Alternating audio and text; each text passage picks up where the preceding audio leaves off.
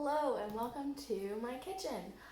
Today I'm going to be making my grandma's famous cookie recipe for chocolate chip cookies. And I'm going to leave out the secret ingredient because that's really special for my family. So if I told you, it wouldn't be a secret anymore. First thing I always do is make sure I have all of my ingredients before I start making them, because there's been times when I will start making the dough and realize that I don't have enough of a certain ingredient, and then it's wasted dough. So I went ahead and I set out all of my ingredients here. I've got 2 eggs, 1.5 sticks of butter, which is 2/3 of a cup. I've got 2/3 of a cup of Crisco stick shortening. I have my salt and my vanilla. I've got baking soda, chocolate chips, and we went with the semi-sweet, and they're mini this time. Normally I just use the semi-sweet regular size chocolate chips. I've got plenty of sugar, my brown sugar, and flour. And then I also have some measuring tools out, so I am prepared. The first thing I'm going to do is put in the 1.5 sticks of butter.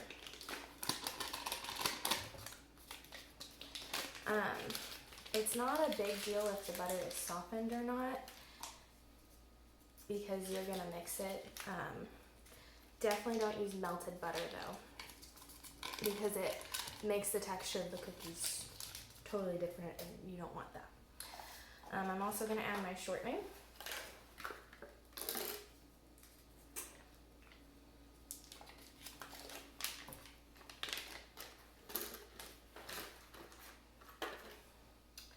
Eggs. Oh, that cracked weird. Try not to get any shell in there.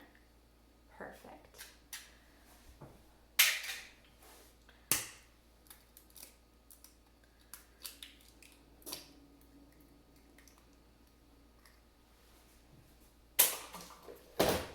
I always keep a towel on hand just to kind of wipe my hands off every now and then when I need to. I'm also going to add my vanilla, and I use pure vanilla extract. You can use imitation vanilla. I've never used imitation vanilla, so I don't know if it makes a difference. Grandma's recipe said pure vanilla extract, so that is what I use. We're going to add it is 2 teaspoons of vanilla.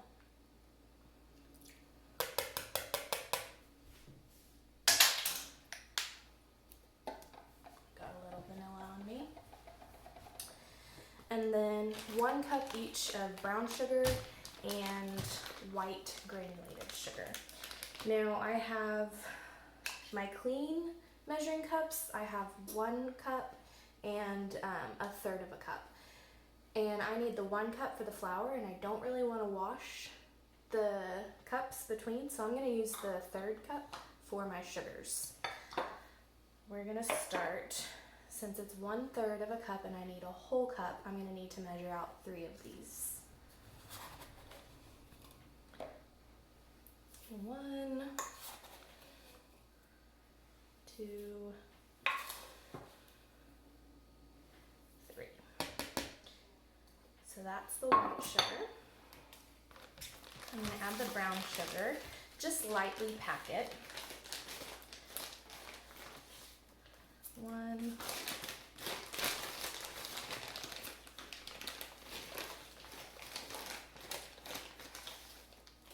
2,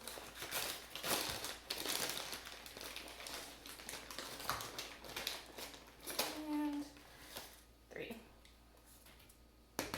Okay.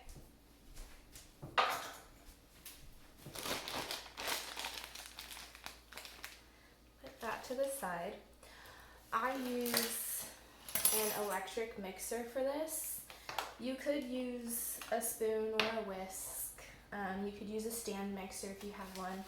I just use a handheld little KitchenAid electric mixer.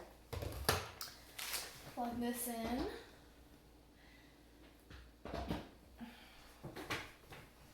And then put my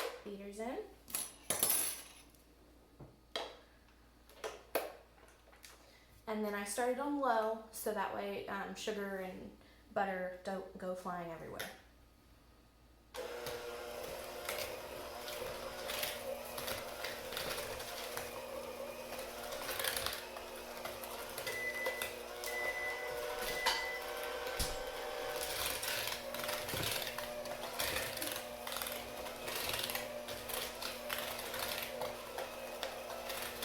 And then once you kind of have a good consistency, you can turn the mixer onto a higher speed.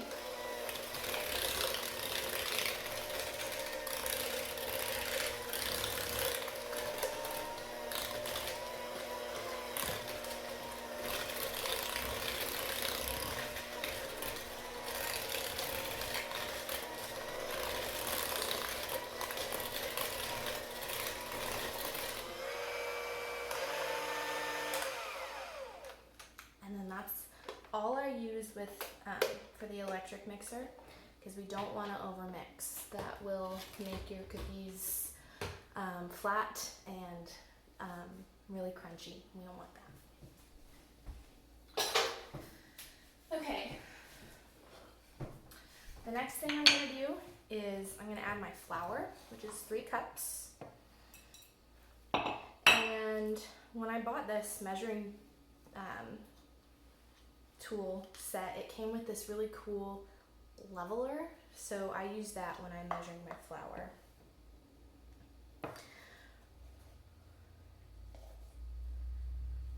One,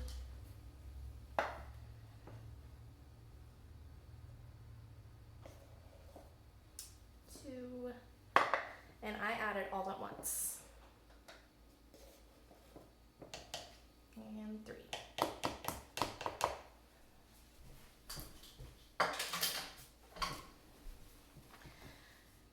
The next thing you're going to want to add is your salt and baking soda. So it calls for 1 teaspoon of salt and 1 teaspoon of baking soda. I have half a teaspoon clean, so I'm going to need 2 of these. 1, 2. And then my baking soda. And I kind of sprinkle it on there to get it more evenly distributed. And then I use a wooden spoon to mix this portion.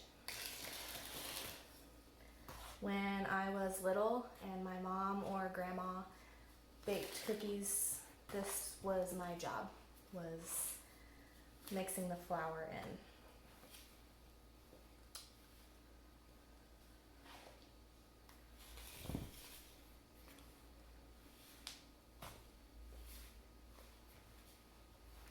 I have lots of fun memories of my grandma and grandpa.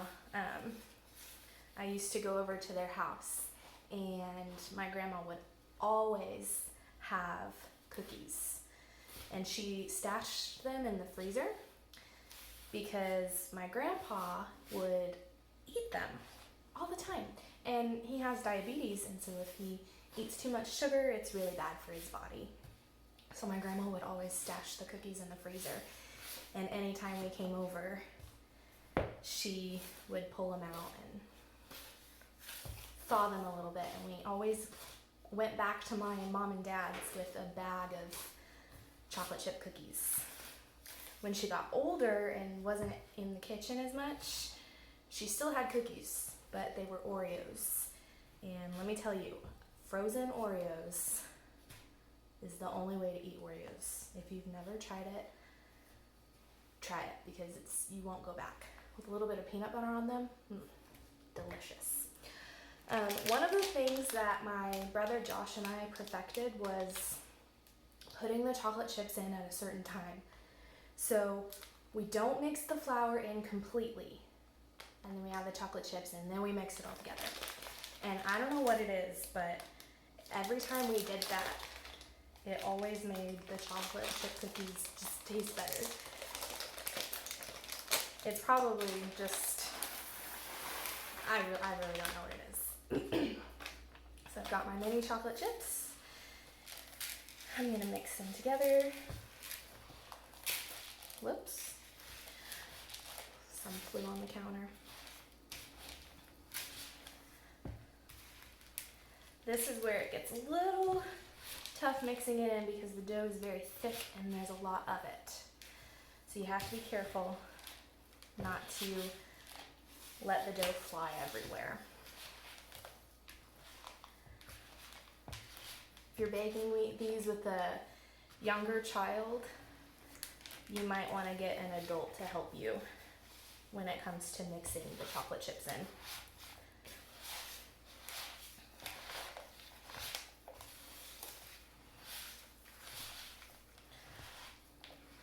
Okay,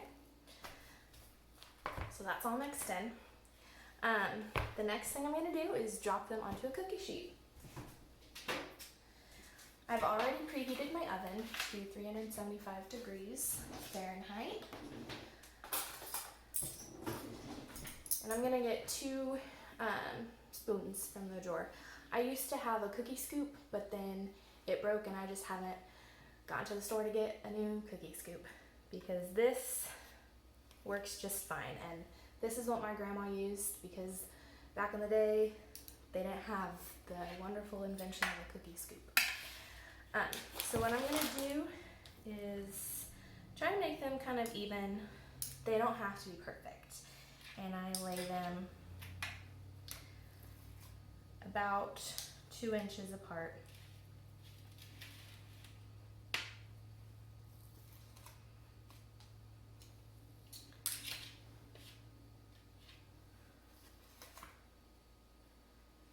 This part was always the part where we would eat the cookie dough. As Mom was dropping them onto the tray, you know, we'd just take one and see if she'd notice.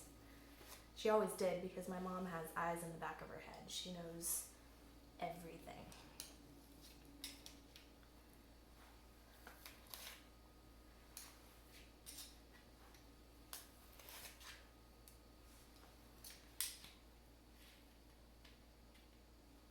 Ah, these are gonna be so good.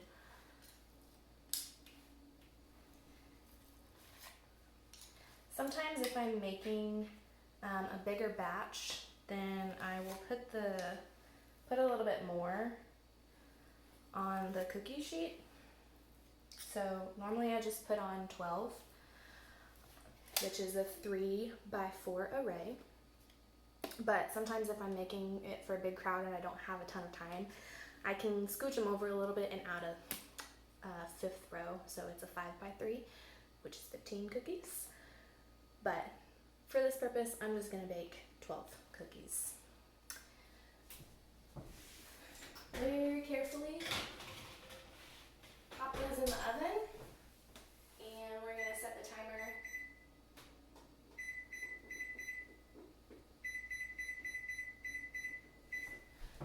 for 13 minutes. And that's it. And then once they are done, you take them out of the oven. You let them sit for like a minute, and then you take your spatula and put them on a cooling rack, and then you get to eat them, and they're just very splendid and delicious cookies. Thanks for watching.